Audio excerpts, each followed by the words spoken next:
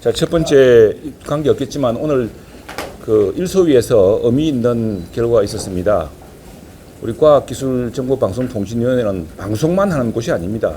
오늘 아주 정말 방송의 자율 편성을 침해할 수 있고 국민의 방송을 특정 이해 집단에게 좌우될 수 있는 아주 계약법이 있었습니다만 오늘 일소위에서 그리고 국회 또 과학기술정보방송통신위에서는 매우 의미 있는 법안이 하나 의결되었습니다. 바로 과학기술기본법이죠. 우리 최수진 의원이 대표 발의하고 또 다른 3명의 의원과 정부가 어쨌든 것을 통합해서 올렸습니다. 이것은 과학기술 예산, R&D 예산을 그동안 기재부의 예산 타당성 조사라는 그 틀에 얽매이지 않고 혁신이 필요하고 신속한 집행이 필요한 예산은 과학기술정보통신부와 전문적인 능력을 가지고서 또 국회 가방의 심의를 통해서 신속하게 집행할 수 있도록 그런 법안 개편이 이루어졌습니다. 굉장히 의미 있는 진전이라고 생각을 합니다.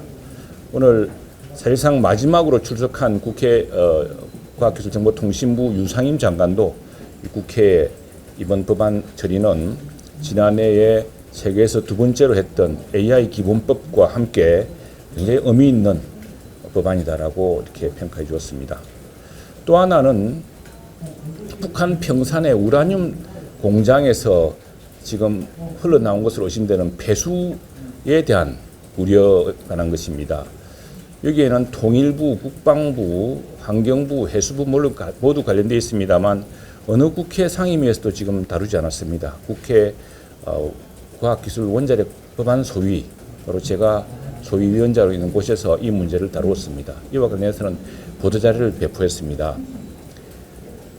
북한의 핵미사일은 그 장군들과 최고 지도자들의 핵 버튼에 좌우하는 문제여서 그것은 굉장히 위험한 문제지만 그러나 원자력 안전사고라는 것은 누구가 의도하지 않아도 그것이 관리가 소홀되고 감독 감시가 이루어지지 않으면은 우리 한반도의 모든 사람들, 이웃 국가의 국민들에게까지 치명적인 위험을 안겨줍니다. 이것이 라파엘 그로시 IAEA 사무총장이 지난해 저를 만났을 때 제기했던 문제이기도 합니다. 그래서 저는 오늘 당부를 했습니다. 아마 북한의 김정은 위원장도 지금 평산에서 누출된 이 우라늄 폐수가 어떤 위험을 자국민에게 초래하는지, 어떤 위험을 대한민국 국민에게 초래할지, 또 어떤 위험을 이웃한 서해를 같이 쓰고 있는 중국 국민들에게 어떤 위험을 초래할지를 모르고 있을 것이다. 지금 IAEA도 북한이 핵사찰 대상이 아니기 때문에 원자력 안전에 대해서도 조사를 못하고 있습니다. 우리나라는 모든 핵물 처리 시설에 대해서 IAEA가 모든 방법으로 모든 의심만 나면은 그 안전 문제를 조사를 합니다. 그래서 대한민국의 원자력 안전이 지켜지고 있는 겁니다. 반면에 북한의 원자력 안전은 완전히 아마 북한 지도자들도 그것이 어떤 실태인지를 모르고 있을 것입니다. 때문에 핵무기와 별도로 우리 어떤 의미에서는 핵무기와 달리 더욱 심각한 국민 일반에게 부지불식간에 아무도 의도하지 않았지만 이 관리 감독되지 않고 국제적인 모니터링이 없이는 마치 후쿠시마 원전수를 마지막 한 방울까지 국제 감시를 통해서 검증하듯이 그런 검증이 이루어지지 않고서는 굉장히 치명적인 위험을 초래할 수 있다는 것을 강조했고 오늘 회의를 시작으로 국회 과학기술 원자력 소위는 계속해서 IAEA와 함께 이 문제를 추적해 나갈 것이라고 확인했습니다. 아울러 이제 방송법에 대해서 말씀을 드리겠습니다.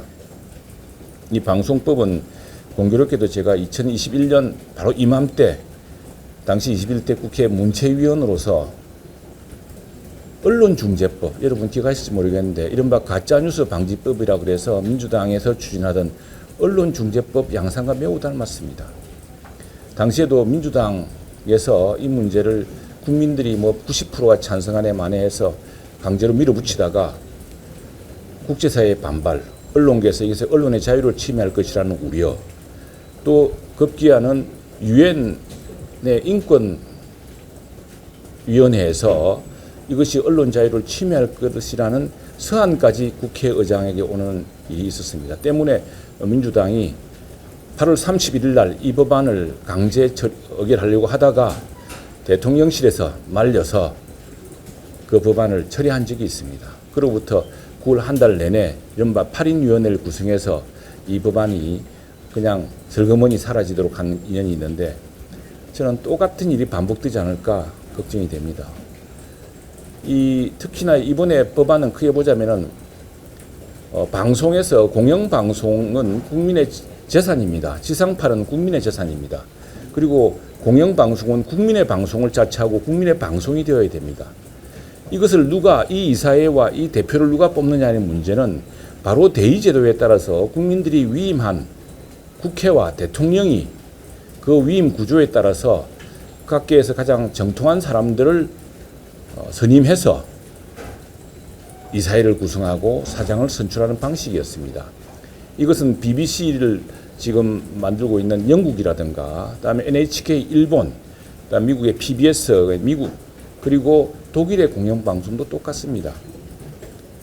그런데 돌연 갑자기 국민으로부터 위임받지 않은 어떤 단체들, 어떤 기구들이 국민의 위임 없이 국민의 재산인 공영방송의 지상파와 또 국민의 방송을 좌우하겠다고 한다면은 이것은 대의민주주의 그리고 민주주의 원리에 국민의 위임에 따라서 국민의 재산과 국민의 방송을 선량하게 관리해야 되는 의무를 스스로 포기하는 것이자 그것을 다른 사람에게 위탁함으로써 국민을 배신하게 되는 일이라는 것을 오늘 저희들은 분명히 밝혔습니다. 아울러서 편성위원회라는 것이 새로 들어갔습니다. 이것은 노사동수로 통해서 심지어 민영방송, 보도 채널의 편성의 자율성을 침해할 수 있는 사안이고 매우 위헌적입니다. 이와 관련해서 2019년에 이미 헌법재판소에 결정이 있었다는 사실도 환기했습니다. 이 문제에 대해서는 우리 언론인들도 좀 깊이 관심을 가져주시고 지난번에는 신문방송 전체에 해당하는 이른바 그 가짜뉴스 언론중재법에 관한 문제였고 징벌적 손배소의 문제에서 기자 개개인에게까지도 굉장한 위협이 되는 사안이었습니다. 이번은 국민의 지상파, 국민의 재산인 지상파와 또 국민의 방송 전체의 편성 또 나아가서 보도채널에는 이게 민영보도채널도 있습니다. 그리고 민영방송, 종편까지 노사동수의 편성위원회라는 방식으로 편성의 자율성을 침해하는 또 방송의 자유를 침해하는 중대한 사안이라는 것을 환기시키고자 합니다. 저희들은 이 문제에 대해서 끝까지 국민들과 함께 또 방송의 자유를 지키고자 하는 우리 방송계와 함께 맞설 것입니다. 예. 뭐 질문 없으시죠? 혁신이 관련해가지고 혁신들은 저 몰라요. 저는 혁신위원으로 거명됐던 모양인데 오늘 마지막까지 제가 혁신위원으로 지명된 사실을 몰랐습니다. 예. 이제 MBC 임년인데요. 예. 그 며칠 전에 기자회견 할 때 그 김장겸 의원님께서 방송 3법에 대해서 운영상의 문제점이 있다 이런 말씀점을 갖다가 해주셨거든요. 근데 저희가 궁금했던 건 그러면 운영상의 문제점이 있다면 현행 방송 3법을 좀 어떻게 대안을 마련할 수 있는 것인지 비판을 갖다 계속 하고 계시는데 어떤 대안이 있을 수 있는 것인지를 좀 설명을 해주세요. 자, 제가 오늘 말씀드릴게요. 지금 방송 3법 구조는 이거 제가 말씀드렸습니다만 역대 정부를 거쳐서 다 확립되어 온 것입니다. BBC, NHK 그리고 PBS 독일의 공영방송과 무엇이 다릅니까? 다른 점 하나는 갑작스레 무슨 뭐 방송 종사자, 방송 대표자, 미디어 단체 이런 것들이 끼어들어온 겁니다.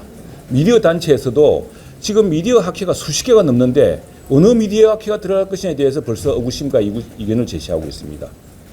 자, 또 하나는 오늘 제가 과방위에서도 말씀을 드렸는데 모든 문제가 꼬이기 시작한 것은 방통위 2인 체제였습니다.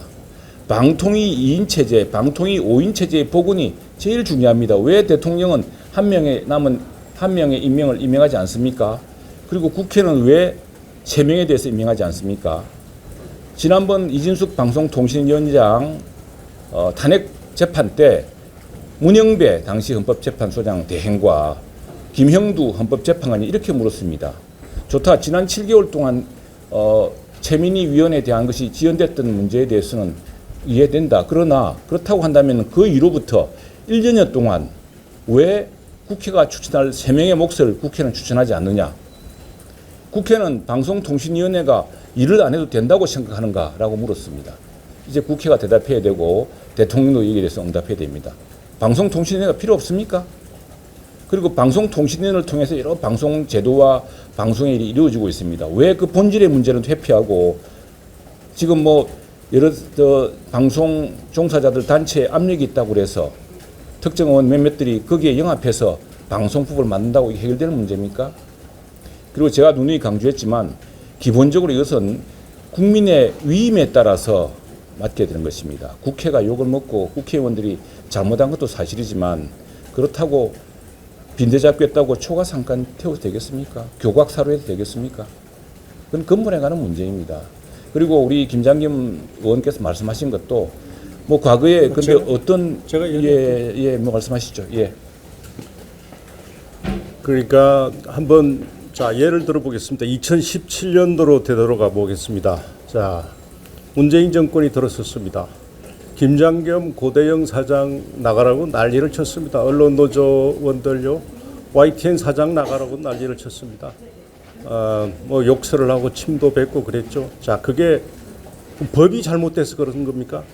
권력이 사실상 언론 노조와 결탁해서 혹은 같이 동조해서 그렇게 해서 사장 몰아내고 그리고 문재인 정권 내내 이루어진 방송 내용 여러분 보셨을 거 아닙니까? 그게 법이 잘못돼서 그 기존의 법이 지금 현재 있는 법 때문에 그렇게 됐습니까? 그래서 지금 개선하겠다는 겁니까? 그거 아니잖아요. 그런 걸 통해서 오히려 장악을 강화하겠다는 거 아니겠습니까? 자, 지금 하부 구조는요, 사실상 완벽하게 언론 노조가 장악하고 있다고 생각합니다. 자, 그것을 임직을 이번에 법 개정하는 거 보십시오. 지난 제가 87년 입사를 했는데 진보 좌파 진영에서 내내 귀에 못이 박히도록 한 이야기가 정치적 후견주의 배제입니다.